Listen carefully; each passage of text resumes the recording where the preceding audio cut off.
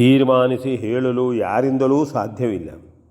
ಮಹಾತ್ಮರಾದ ಈ ವಸಿಷ್ಠರು, ವಾಲಕಿಲ್ಯರು ಮುಂತಾದವರು ಇದನ್ನೇ ನಿಮಗೆಲ್ಲ ಉಪದೇಶವಿತ್ತಿರಬಹುದು. ನಾವು ನಮ್ಮ ಅನುಭವವನ್ನು ನಿರೂಪಿಸಬೇಕಾದುದು ನಮ್ಮ ಕರ್ತವ್ಯವೇ ಆಗಿದೆ. ಹೇಳಿದುದನ್ನೇ ಹೇಳಿ ಕೇಳಿದುದನ್ನೇ ಕೇಳಿ ಸಾಕೆನಿಸಿದರೆ ಅದು ಸರ್ವಥಾ ಜ್ಞಾನಬೋಧೆಯಾಗಲಾರದು. ಹೇಳುತ್ತಿದ್ದಂತೆಯೇ ಇನ್ನೂ ಹೇಳುವ, ಕೇಳುತ್ತಿದ್ದಂತೆಯೇ ಇನ್ನೂ ಕೇಳುವ ಅಭ್ಯಾಸವೇ ಅದರ ಚಿಂತನೆಗೆ ಕಾರಣವಾಗುತ್ತದೆ. ಪ್ರತಿಯೊಬ್ಬ ಮರ್ತ್ಯನೂ ಕೂಡ ಸ್ವಬುದ್ಧಿಪೂರ್ವಕವಾಗಿ ಇಂತಹ ಗುರೂಪದೇಶಗಳನ್ನು ತನ್ನಲ್ಲೇ ತಾನು ಕೂಲಂಕಷವಾಗಿ ವಿಮರ್ಶಿಸಿಕೊಂಡು ತನ್ನ ಅನುಭವದೊಂದಿಗೆ ಅದನ್ನು ಸರಿದೂಗಿಸಿಕೊಂಡು ಮುಂದೆ ಚಿಂತನೆಯನ್ನು ತೊಡಗಬೇಕು. ಆಗ ಅವನಿಗಾಗಿಯೇ ಅಂತಹ ಮಾರ್ಗವೊಂದು ಕಾಣಿಸಿಕೊಳ್ಳುತ್ತದೆ. ಅಧ್ಯಯನ, ಅನುಭವ, ಪ್ರಜ್ಞೆ ಇವುಗಳೊಂದಿಗೆ ಸ್ವಬುದ್ಧಿಯನ್ನು ಅನುಸಂಧಾನಗೊಳಿಸಿ ಪರಮ ಲಕ್ಷ್ಯದ ಚಿಂತನೆಗಾಗಿ ತಪಸ್ಸನ್ನು ಕೈಗೊಂಡಾಗ ಅದೇ ಸಿದ್ಧಿಯನ್ನೆಂತೋ ಅಂತೆಯೇ ಆ ಮುಮ್ಮಾರ್ಗವನ್ನು ಕರುಣಿಸುತ್ತದೆ. ದೇಹತತ್ವವನ್ನು ಮರೆತು ಆತ್ಮವನ್ನೇ ಚಿಂತಿಸತೊಡಗಿದಂತೆ ಹಿಂದೆಯೇ ಪ್ರಜ್ಞೆಯನ್ನು ಹರಿಸಿ ತನ್ನಾತ್ಮವು ಎಂದು ದೇಹಧಾರಣೆ ಮಾಡಿತು ಎಂದು ಕಂಡುಕೊಂಡರೆ ಆ ಮೂಲ ಪ್ರಕೃತಿಯ ಅರಿವಾಗುತ್ತದೆ. ಅಂತೆಯೇ ಮುಂದಕ್ಕೆ ಚಿಂತನೆಯನ್ನು ಸಾಗಿಸಿ ಆತ್ಮದ ಕೊನೆಯೇನು, ಎಲ್ಲಿ ಎಂಬುದನ್ನು ಕಂಡುಕೊಳ್ಳುವುದೇ ಆತ್ಮ ಸಾಕ್ಷಾತ್ಕಾರ. ಆವರೆಗೆ ಪೂರ್ಣವಾಗಿ ಅರಿತುಕೊಂಡಾಗ ಅವನು ಬ್ರಹ್ಮವೇ ಆಗುವುದರಿಂದ ಅದರ ಜ್ಞಾನವು ಅನುಭವವೇದ್ಯವಲ್ಲದೆ ಅವನತನವೆಂಬುದು ಅಲ್ಲಿ ಪ್ರತ್ಯೇಕ ಉಳಿಯಲಾರದು. ಮಾತ್ರವಲ್ಲ, ಅದು ಹೀಗೆ ಎಂದು ನಿರ್ಣಾಯಕವಾಗಿ ತಿಳಿಸಲು ಅಲ್ಲಿ ಮತ್ತೇನೂ ಉಳಿಯದಿರುವುದರಿಂದ ಸಾಧ್ಯವೂ ಇಲ್ಲ. ಹಾಗಾಗಿ ಗೂಢತರವಾದ ಆ ಬ್ರಹ್ಮವನ್ನು ಸ್ವಪ್ರಯತ್ನದಿಂದಲೇ ಅರಿತು ಅನುಭವಿಸಬೇಕಾಗಿದೆ. ಹಾಗೆ ಅನುಭವಿಸುವಂತಹ ಸ್ಥಿತಿಯಲ್ಲಿಯೇ ಇದ್ದರೂ ಅದು ಪೂರ್ಣವಾಗಲಾರದು. ಯಾಕೆಂದರೆ ಅದು ಪೂರ್ಣವಾಗಿ ಅದೇ ಆದಾಗ ಅದಕ್ಕೆ ಯಾವ ಅನುಭವವೂ ಇರಲಾರದು. ಇದ್ದರೆ ಅಲ್ಲಿ ಪೂರ್ಣತೆ ಇಲ್ಲ. ಆದುದರಿಂದ ಈ ಕುರಿತು ತಿಳುವಳಿಕೆಯನ್ನು ಅನುಭವಿಸುವವರಿಗೆ ಮಾತ್ರ ಬ್ರಹ್ಮವು ಜ್ಞಾನಪ್ರದವಾಗಿರಬಲ್ಲದು. ಇದನ್ನೇ ಪರಮಜ್ಞಾನವೆಂದು ನಾವೆಲ್ಲ ಹೇಳುವುದಾಗಿದೆ. ಪರಮವು ಯಾವುದೋ ಅದನ್ನು ಅರಿತುಕೊಳ್ಳುವ ಮಾರ್ಗವೇ ಪರಮಜ್ಞಾನವು. ಎಷ್ಟೆಷ್ಟೋ ಮಂದಿ ಆ ಮಾರ್ಗದಲ್ಲಿ ಕ್ರಮದಂತೆ ಕ್ರಮಿಸುತ್ತಿರುವರಲ್ಲದೆ ಕೊನೆ ಮುಟ್ಟಿದವರು ಯಾರೋ. ಅವರು ಅದೇ ಆಗಿ ಮತ್ತೆ ಮರಳಲಾರರು. ಆದರೆ ಪರಮಜ್ಞಾನಿಗಳೆನ್ನಿಸಿಕೊಳ್ಳುವವರು ತಾವು ಎಷ್ಟು ದೂರ ಆ ದಾರಿಯಲ್ಲಿ ಮುಂದೆ ಸಾಗಿರುವರೋ ಅಲ್ಲಿಯವರೆಗಿನ ಸ್ಥಿತಿಯನ್ನು ಮಾತ್ರ ತಾವು ಅನುಭವಿಸಿ ಇತರರಿಗೂ ತಿಳಿಸಲು ಸಮರ್ಥರಾಗುತ್ತಾರೆ. ಆದುದರಿಂದಲೇ ಜ್ಞಾನಕ್ಕೆ ಕೊನೆಯಿಲ್ಲ ಎಂದು ಸಿದ್ಧಾಂತವಾದುದು. ಎಷ್ಟು ತಿಳಿದುಕೊಂಡರೂ ಮತ್ತು ತಿಳಿಯತಕ್ಕದ್ದು ಉಳಿದಿರುತ್ತದೆ. ಹಾಗಾಗಿಯೇ ಮಹಾತ್ಮರು ಆ ಬ್ರಹ್ಮವನ್ನು ನೇತಿ ಎಂದು ಹೇಳಿದರಲ್ಲದೆ ಕಾಣಲಿಲ್ಲ. ಎಷ್ಟು ಕಂಡರೂ ಕಂಡಾಗ ಇದಲ್ಲ ಎಂದು ಕಾಣುತ್ತಿರುವುದರಿಂದ ಅದು ಎಲ್ಲಿದೆ, ಹೇಗಿದೆ ಎಂಬುದನ್ನು ಕಂಡುಕೊಂಡವರಿಲ್ಲ. ಒಂದು ವೇಳೆ ಕಂಡುಕೊಂಡವರಿದ್ದರೆ ಅವರು ಅದೇ ಆಗಿರುವುದರಿಂದ ಅವರನ್ನು ನಾವು ಕಾಣಲಾರೆವು. ನಮ್ಮ ಅನುಭವದಲ್ಲಿ ಈ ಮನುಷ್ಯ ದೇಹವೇ ಜ್ಞಾನ ಮಾರ್ಗವನ್ನು ಅನುಸರಿಸಿ ಮುನ್ನಡೆದು ಅದನ್ನು ಪೂರ್ಣವಾಗಿ ಸಾಧಿಸಿಕೊಳ್ಳಲು ಸಾಧನವಾಗಿದೆ. ಬುದ್ಧಿಶಕ್ತಿ ಎಂಬುದು ಮನುಷ್ಯರಿಗಿದ್ದಷ್ಟು ಉಳಿದವುಗಳಿಲ್ಲ.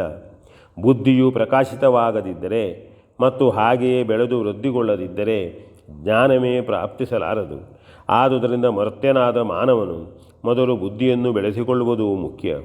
ಅಂತೆಯೇ ಅದನ್ನು ಬೆಳೆಸಿಕೊಳ್ಳಲು ನಿತ್ಯ ಅನುಷ್ಠಾನ ನಿರತನಾಗಿರಬೇಕು. ಅದನ್ನೇ ಕ್ರಮಗೊಳಿಸುವ ಸಲುವಾಗಿ ಮಹಾತ್ಮರು ಮಂತ್ರಗಳನ್ನು, ಅದರ ವಿಧಾಯಕಗಳನ್ನು ಜೊತೆಯಾಗಿಯೇ ಕಂಡು ನಿರೂಪಿಸತೊಡಗಿದರು. ಆದುದರಿಂದ ಉಳಿದವರಿಗೆ ಅದು ಸುಲಭ ಸಾಧ್ಯವು. ಆ ಹಾದಿಯನ್ನೇ ಹಿಡಿದು ಮುಂದೆ ನಡೆಯದಿರಾಯಿತು. ಹಾಗಾಗಿ ನಮ್ಮ ದೃಷ್ಟಿಯಲ್ಲಿ ಜ್ಞಾನವೇ ಸರ್ವಶ್ರೇಷ್ಠವಾದುದು. ಆ ಪ್ರಾಪ್ತಿಗಾಗಿಯೇ ನಾವು ನಿತ್ಯ ದುಡಿಯಬೇಕು. ಇದು ಲೌಕಿಕರಿಗೆ ಎಷ್ಟು ಸಾಧ್ಯವೋ ಅದಕ್ಕೂ ಹೆಚ್ಚಾಗಿ ತಪಸ್ವಿಗಳಿಗೆ ಸಾಧ್ಯವು. ಆದುದರಿಂದ ಜ್ಞಾನನಿಧಿಗಳಾದ ಮಹಾತ್ಮರುಗಳು ಪ್ರಾಪಂಚಿಕರ ಕುರಿತು ಮತ್ತಷ್ಟು ಆಳವಾಗಿ ಚಿಂತನೆ ಮಾಡಿ ಕರ್ಮದಿಂದಲೇ ಬ್ರಹ್ಮವನ್ನು ಸಾಧಿಸಲು ಸಾಧ್ಯವಿದೆ ಎಂಬುದನ್ನು ಮನಗಂಡರು. ಬುದ್ಧಿಯನ್ನು ಬೆಳೆಸಿಕೊಳ್ಳದಿದ್ದಲ್ಲಿ ಯಾವುದೂ ಪ್ರಯೋಜನವಾಗಲಾರದು. ಅದನ್ನು ಸರ್ವ ವಿಧದಿಂದಲೂ ಬೆಳೆಸಿಕೊಂಡು ಸತ್ಕರ್ಮಗಳ ಮೂಲಕವೇ ಜೀವನ ಸಾರ್ಥಕತೆಯನ್ನು ಮಾಡಿಕೊಳ್ಳಬಹುದು. ಮುಂದೆ ಇದೇ ಸಂಸ್ಕಾರದಿಂದ ಜನ್ಮಗಳಲ್ಲಿಯೂ ಅಷ್ಟಷ್ಟು ಜ್ಞಾನವನ್ನು ಹೆಚ್ಚಿಸಿಕೊಳ್ಳಬಹುದು. ಮಾತ್ರವಲ್ಲ, ಕರ್ಮಜ್ಞಾನಗಳನ್ನು ಒಂದಾಗಿ ಹೊಂದಿಸಿಕೊಂಡು ಅಂತೆಯೇ ನಡೆದು ಪರಮಪದವನ್ನು ಸೇರಬಹುದು. ಯಜ್ಞ ಯಾಗಾದಿಗಳು, ದಾನ ಸೌರತಾದಿಗಳು, ತಪಸ್ಯಾಗಾದಿಗಳು ಅಲ್ಲದೆ ಹೀಗೆಯೇ ನಾನಾ ಉತ್ತಮ ಕರ್ಮಗಳು ಮನುಷ್ಯನ ಮಾನಸಿಕ ಬಲವನ್ನು ಹೆಚ್ಚಿಸಿ ಬುದ್ಧಿಯ ಬಲದಿಂದ ಅವನನ್ನು ಪ್ರಪಂಚದಲ್ಲಿಯೇ ಬ್ರಹ್ಮವನ್ನು ಸೇರುವ ಮಾರ್ಗದಲ್ಲಿ ಕೊಂಡೊಯ್ಯುತ್ತದೆ. ಜನಕಾದಿಗಳು ಅಂತೆಯೇ ಮಹಾತ್ಮರಾದರು. ಕರ್ಮವನ್ನು ಮಾಡದ ಜೀವನಿಲ್ಲ. ಆದರೆ ಆ ಕರ್ಮದ ಕಟ್ಟಿಗೆ ಸಿಲುಕದೆ ಮುಂಬರಿಯುವುದು ಮಾತ್ರ ಆ ಸಾಧನಾ ವಿಶೇಷವು. ಮನುಷ್ಯನು ಧರ್ಮವನ್ನು ಅರಿತು ತಮ್ಮ ಕರ್ಮವನ್ನು ನಿಶ್ಚಯಿಸಿಕೊಳ್ಳಬೇಕು. ಧರ್ಮವನ್ನು ಗುರುಪದೇಶ, ಮಹಾಪುರುಷರ ನಡವಳಿ, ಆತ್ಮಬುದ್ಧಿಗಳಿಂದ ನಿಶ್ಚಯಿಸಿಕೊಂಡು ಕಾಲಾನುಗುಣವಾಗಿ ಅದನ್ನು ಹೊಂದಿಸಿಕೊಂಡು ನಡೆಯುವುದೇ ಧರ್ಮಾಚರಣೆ ಎನ್ನಿಸಿದೆ. ಧರ್ಮಯುಕ್ತವಾದ ಕೆಲಸಗಳನ್ನು ಮಾತ್ರ ಮಾಡಿ ಉಳಿದವುಗಳನ್ನು ತ್ಯಜಿಸಿಬಿಡುವುದೇ ಸತ್ಕರ್ಮ ಸಾಧನೆಯಾಗಿದೆ. ಸದಾ ಪರಹಿತ ದೃಷ್ಟಿಯಿಂದಲೇ ಕೈಗೊಳ್ಳುವ ಕರ್ಮಗಳನ್ನು ಮಾತ್ರ ಕೈಗೊಂಡಲ್ಲಿ ಕರ್ಮದ ಕಟ್ಟು ಕರ್ಮಿಯನ್ನು ಅಂಟಿಕೊಳ್ಳಲಾರದು.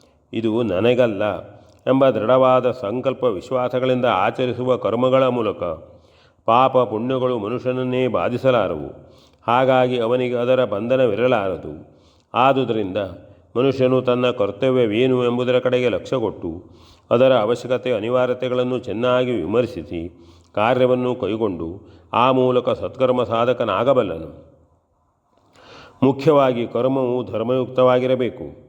ಅದಕ್ಕಾಗಿ ಶಾಸ್ತ್ರೋಕ್ತವಾದ ವಿಧಿವಿಶೇಷಗಳ ಕಡೆಗೆ ಹೆಚ್ಚಿನ ಗಮನವನ್ನು ಇಡಬೇಕಾಗಿದೆ. ಲೋಕದ ಜನರು ತಪ್ಪಿಬೀಳಬಾರದೆಂಬುದಕ್ಕಾಗಿಯೇ ಅಂತಹ ಶಾಸ್ತ್ರಗಳು ನಿಯತಗೊಂಡಿವೆ.